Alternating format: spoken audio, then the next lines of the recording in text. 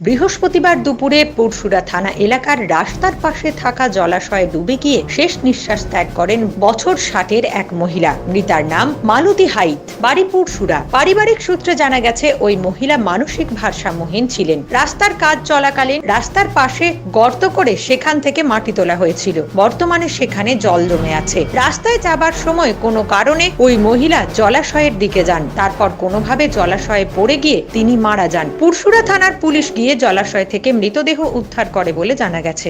ঘটনাটা ঘটেছিল বলতে এটা মানে মাথায় একটু ডিফেক্ট তো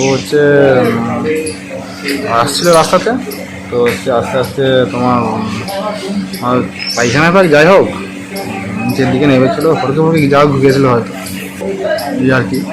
তো আজকে মানে থানা থেকে মানে স্যারেরা গিয়ে তুলে নিয়ে এসেছিলো, নিয়ে এসে খবর হলো, খবর জানতে পারলাম, গিয়েছিলাম থানায়, দেখলাম সি বিজনেস স্টোরে গেছে। ওটা সে মানে রাস্তায় কাজ হচ্ছিলো তো গর্ত করেছিল ওখানটা, ওই যেখানে দুদিনটা আছে না রাস্তার কাজ। নিউজ আজ বাংলা, পুরসুরা। জ্যোতিষ জগতে অদ্বিতীয় ডক্টর অঞ্জন শাস্ত্রী, আপনার উজ্জ্বল ভবিষ্যতে একমাত্র দিশারি। IIOH কর্তৃক পশ্চিমবঙ্গ রাজ্যপাল দ্বারা পুরস্কার প্রাপ্ত।